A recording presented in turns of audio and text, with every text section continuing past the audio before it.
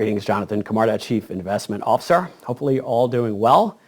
As we head into the week of October 24th, I'd be remiss if I didn't say happy birthday, Mom. She's no longer with us, but always here in our heart. So if we look at earnings thus far, 20% have reported and 70% have beaten estimates, perhaps revised downward for some of you cynics out there, and you'd be right about that. However, that in confluence with the news at the Fed, you actually have members dissenting on perhaps full speed ahead, maybe looking at hitting the brake pedal or, dare I say, pause at some point, has certainly given a ray of sunshine to an oversold market. Now, that being said, we're still looking at 75 basis points, as we called it a couple of months ago, here in November for the September-November double play, and most of the publications and sites are actually confirming that as we look in. More for December and into next year, where they're referring to potentially seeing exactly how the U.S. economy is taking it before continuing the IV of tightening nonstop. So we shall see on that. With that being said, a lot of the global banks have been adjusting and certainly fighting the very muscular dollar, as not only with our economy, but their economy and currencies has been causing a lot of carnage there as well. And one note on the dollar, which many of you have been certainly taking advantage of some of that upside, a lot of times the dollar could top off before the hiking has ceased. So we will keep a close eye there if we need to downshift from some of our overweightings and some of the strategies with the U.S. greenback. That being said, you'll also note that we are in somewhat of an oversold rally going into a seasonally strong time of year. So you'll note in some of your strategies like Global Macro, Velocity Raptor, and Sector Momentum Rotation, an increased equity exposure with individual equities in the aforementioned two, and in sector rotation would be, of course, sectors, looking at healthcare, in particular industrials and financials, to join the winning team that certainly energy's been on the entire year. With that being said, on top of that, we look at, again, seasonally strong time of year, and then going into the midterm elections. So if you're wondering exactly what the results have been post-midterm elections, well, historically, the year following, it's been a 15% rate of return, right? Pretty robust.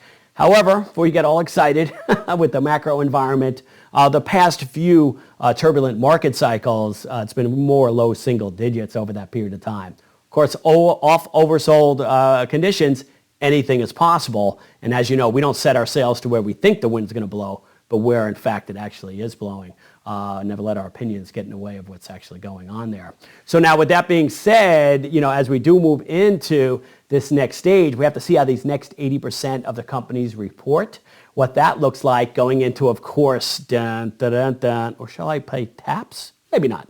On the next Fed meeting to, of course, see if there's a stiff breeze blowing up against, no pun intended, those sales that the market have found again. We've seen this again. We've seen this movie before, so we don't get our hopes up. And as you know, we remain eternally diligent in, again, keeping ourselves prudently hedged just in case, while at the same time taking a lead off a proverbial first base with some equity exposure just in case. And then what you do, what the smart money does, is you taper into those positions as the market takes you in, as opposed to going all in or all out. Now, speaking of all in or all out, of course, if you look again at the 60-40 strategy, many of you have heard from, but most of you have not this year, thankfully had to endure. 60% equities, 40% bonds, historically has been a bastion of a relief in volatile markets. This year with rising rates, it's down plus 20%.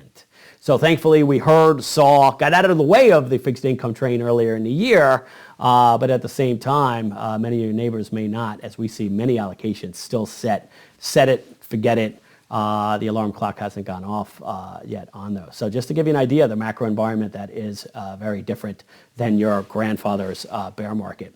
On a lighter note, if you have any Philly fans out there, no offense, but this is a note that I came across. That the Philadelphia Phillies, who came out of seems like nowhere this year, New York fans out there, I'm a Yankee fan, so maybe I'm a little bitter, but the Phillies find themselves in a World Series again. Now, if you may say, hey, that's great, the fanatic, you love, this week in baseball, for some of you old-timers like me, getting a little grizz here.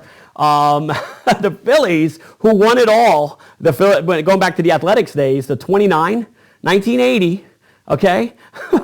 We're looking at 2008, and now this year, 2022, what do those years all have in common? They were all bear markets.